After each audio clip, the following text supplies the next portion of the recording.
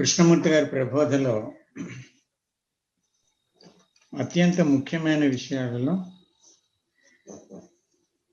Meaning of death, మరణం గురించి, మరణార్థం గురించి వారి యొక్క బోధన చాలా గాఢతరమైనది. నిజంగా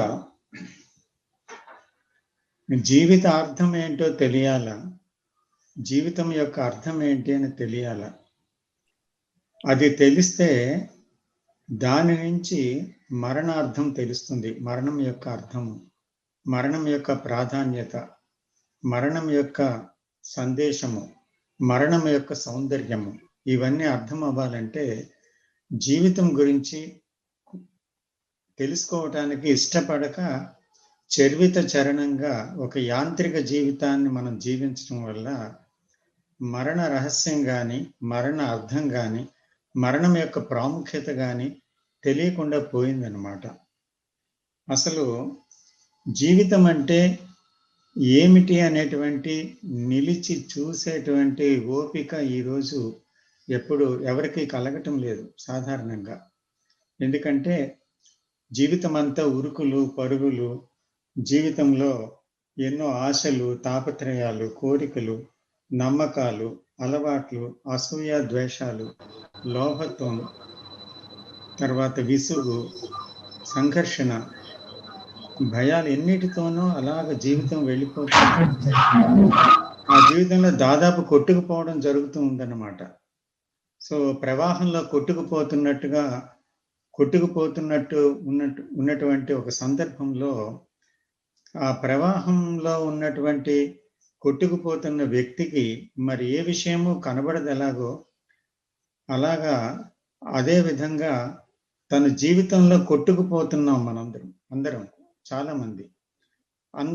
మంది ఈ విధంగా కొట్టుకుపోవడం వల్ల ఏమవుతుందంటే జీవితం యొక్క ప్రధానమైన అంశాలని మనం గమనించలేకపోతున్నాం.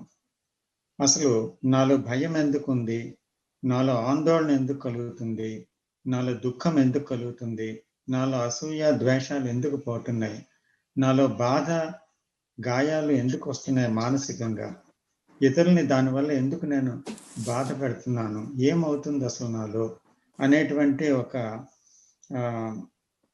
దర్శనం అనేది, అంతరంగ దర్శనం అనేది కలగటం లేదు.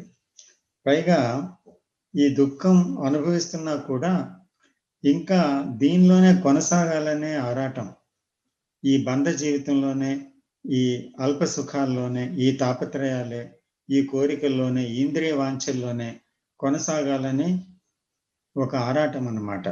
తిరిగి దాంట్లో దుఃఖం పొందుతున్నా సరే మనిషి దీన్ని వదలకుండా ఇంకా విచిత్రంగా దేవాలయాలు, తర్వాత పుణ్య తీర్థాలు ఇవన్నీ దర్శించి ఇంకా వీటిలో కొనసాగాలని కోరుకుంటూ ఉంటాడు. ఇంకా ఈ వరం కావాలి, ఆ వరం కావాలి, ఆ ధనం కావాలి, ఇంకా ఇది కావాలి, అది కావాలని. సో దానివల్ల దుఃఖాన్ని పొందుతూ కూడా మళ్ళీ అదే విషయాన్ని అర్థిస్తూ దాన్ని కోరుకుంటూ దానికోసం ఆరాటపడుతూ జీవించడం అసలు ఏంటి, అసలు what is the meaning of life, ఈ జీవితం తాలూకా విషయం ఏంటి? ఇలాగే వెళ్ళిపోవటమేనా జీవితం అంతా దుఃఖంతో?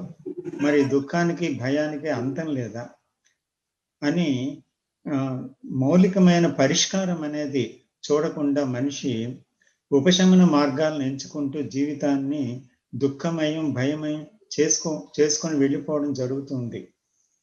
అయితే దీనికి మరణం ఇచ్చేటువంటి ఒక సందేశం, మరణాన్ని దూరంగా నెట్టుకొని వెళ్ళిపోతున్న మనిషి ఒక సందేశాన్ని చూడాలి. ఎందుకంటే జీవితం వేరు, మరణం వేరుగా ఇంతవరకు చూడడం జరుగుతుంది. జీవితం అనేది తెలిసిన విషయాలతో ఉన్న జీవితం అంతం అయిపోతుందేమో అనేటువంటి భయం, అందువల్ల కొనసాగాలి ఈ జీవితంలోనే, అది దుఃఖభాజనమైన అనేటువంటి ఒక కోరిక, ఆ బంధాల్లో తీపి, తర్వాత జీవించే విధానంలో కొనసాగాలనే కోరిక, అది ఎటువంటిదైనా సరే. సో కాబట్టి ఈ కొనసాగాలనే కోరిక ఉంటుంది. రెండోది, తనకి తెలిసిన విషయాలు ఎటువంటి భయానకమైన బాధాకరమైనవి అల్ప సంతోషాలతో కూడుకున్నవి ఇంద్రియ సుఖాలతో కూడుకున్నవి బాధిస్తున్నవి అయినా దానిలోనే కొనసాగాలని ఒక ఆరాటము, తర్వాత దానిలోనే ఉండాలనే ఒక విపరీతమైన వ్యామోహము ఉంటుంది. అయితే ఇది పోతుందేమో, మరణం దీని నుంచి దూరం చేస్తుందేమో అని భయం. అలాగే తెలియనిదైనటువంటి మరణం గురించి కూడా భయం వస్తూ ఉంటుంది అప్పుడప్పుడు. అమ్మో భయం వేస్తుందని. అయితే తెలియని దానికి భయమే లేదు, కానీ తెలియని విషయాలు కూడా ఆలోచిస్తూ భయపడుతుంటాం కదా, మనం ఊహిస్తూ ఒక్కొక్కసారి. అలాగా ఆ భయం కూడా ఉంటుంది.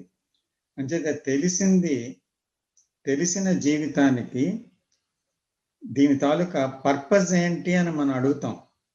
సో అది ఒక రాంగ్ క్వశ్చన్ లాంటిది. పర్పస్ అసలు ఎందుకు అడుగుతున్నామంటే, నిజంగా ఆ జీవితంలో సౌందర్యము, పరిపూర్ణ ఆనందము, పరిపూర్ణ స్వేచ్ఛ, పరిపూర్ణమైనటువంటి స్థితిని ఎవరైతే పొందలేదో వాళ్ళే పర్పస్ ఆఫ్ లైఫ్ అడుగుతారు. అంటే జీవితం యొక్క అర్థం ఏంటి, జీవితం యొక్క ఉపయోగం ఏంటి అని అడుగుతారనమాట.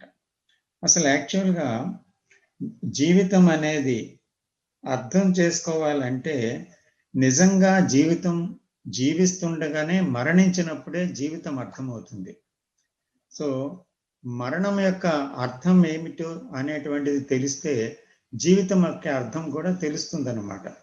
అయితే మరణం యొక్క అర్థం ఇక్కడ 4 విధాలైనటువంటి విషయాలుగా మనము ఒక గొప్ప విషయాలు మరణ రహస్యంలో ఉంటాయి.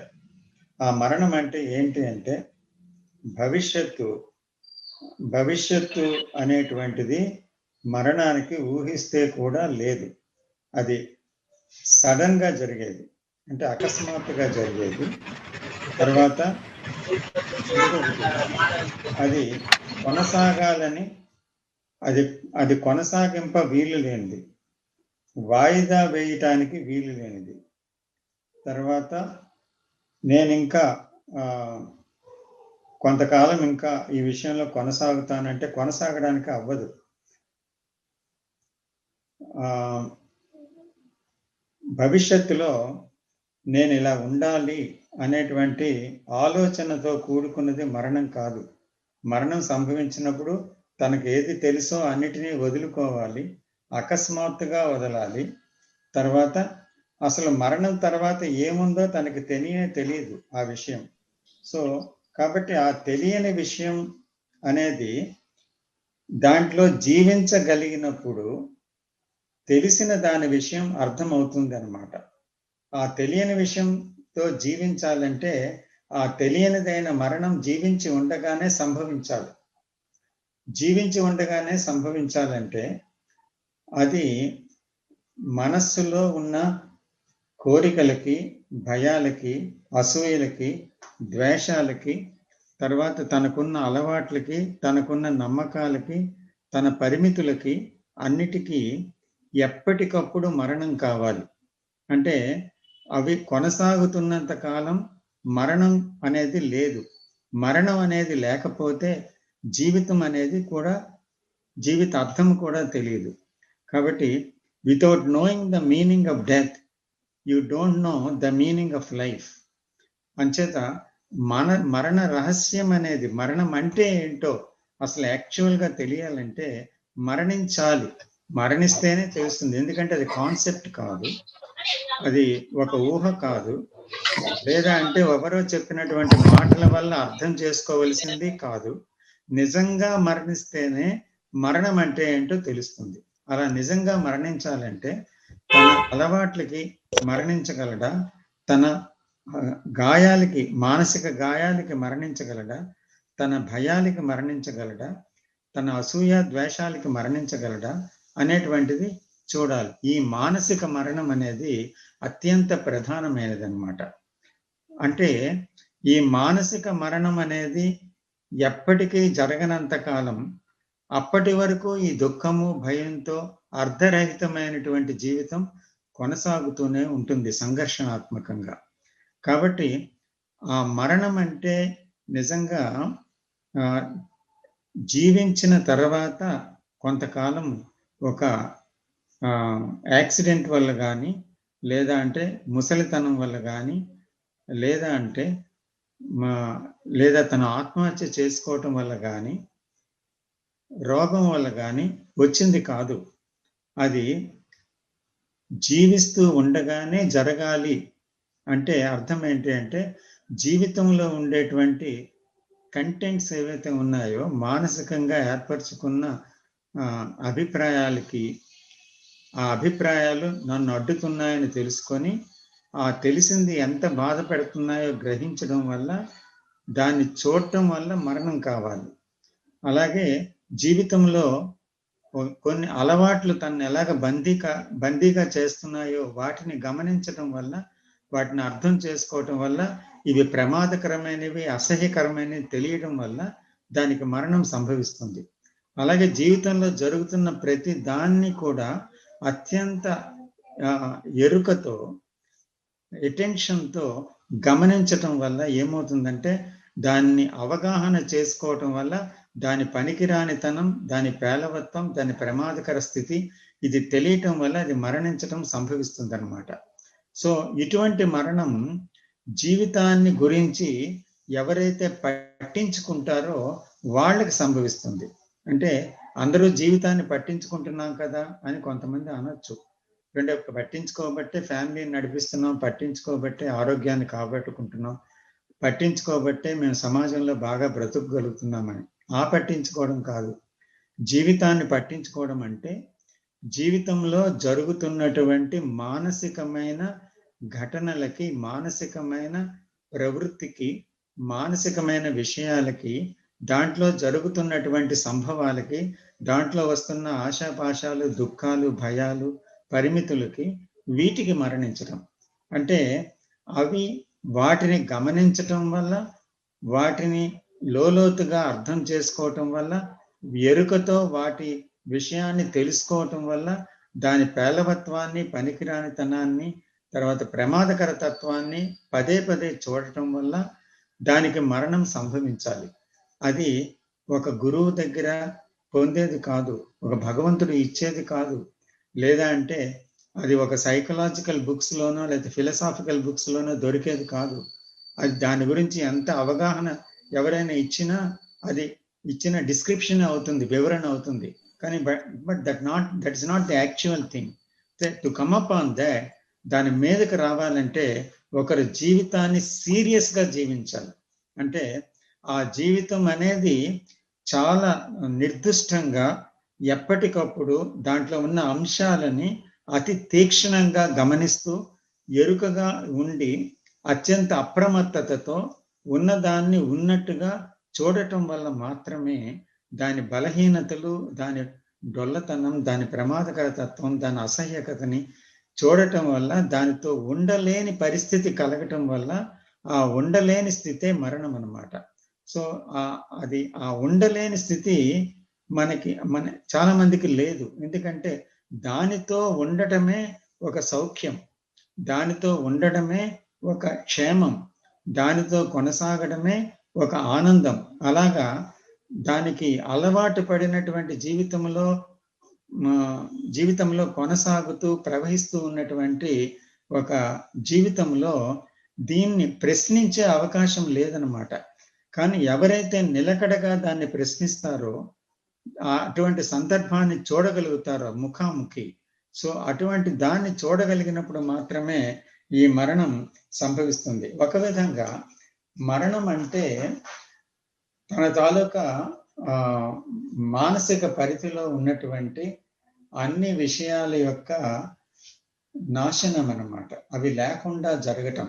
సో అది లేకుండా జరిగినప్పుడు ఒక కొత్తది జన్మిస్తుంది, కొత్తది ఉదయిస్తుంది. ఆ కొత్త దానితో నిత్యము జీవించటం, అప్పుడే జీవిత సౌరభం, జీవిత సౌందర్యం తెలుస్తుంది. ఆ కొత్తది పాత దాని యొక్క మరణం వల్లనే సంభవిస్తుంది.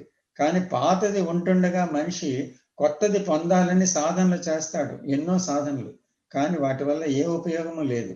కానీ పాతదాని మరణం ఎప్పుడు సంభవిస్తుందో కొత్తది అప్పుడే ఉదయిస్తుంది. సో కాబట్టి ఆ పాతదాని మరణము సంభవించలేనంత కాలం ఈ జీవితం దుఃఖభాజనమే అనే విషయం క్షణక్షణము చూడగలాలి, మాట మాటకి చూడగలగాలి, ఎప్పటికప్పుడు చూడగలగాలి.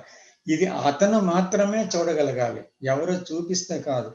తను తరిచి తరిచి జీవితంలో చూడగలిగినప్పుడు మాత్రమే ఆ స్థితి మీద అడుగు పెడతారు. ఒక విధంగా ఇది జీవన్ముక్తి అని పిలువబడేటువంటి ఒక విషయం. అంటే జీవితము ఉండగానే జీవితం యొక్క ఖైదు నుంచి విడుదల, జీవితం అనే అజ్ఞానం నుంచి విడుదల, దుఃఖం అనే భయం అనే అజ్ఞానం నుంచి, బాధ నుంచి విడుదల. ఆ విడుదల మరణము మాత్రమే ప్రసాదించగలదు. మరణం అనేది ఒక నిజంగా స్వర్గతుల్యమైనటువంటి ఒక జీవితానికి, ఆనందకరమైన జీవితానికి, సామరస్యపూరితమైన జీవితానికి, పరిపూర్ణమైన జీవితానికి, పవిత్ర జీవితానికి ఒక గేట్ అని చెప్పవచ్చు. అంటే ఒక ద్వారము.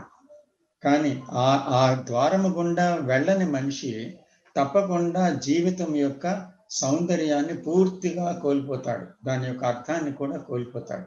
అందుకే మరణం అంత గొప్ప విషయం. నమస్తే.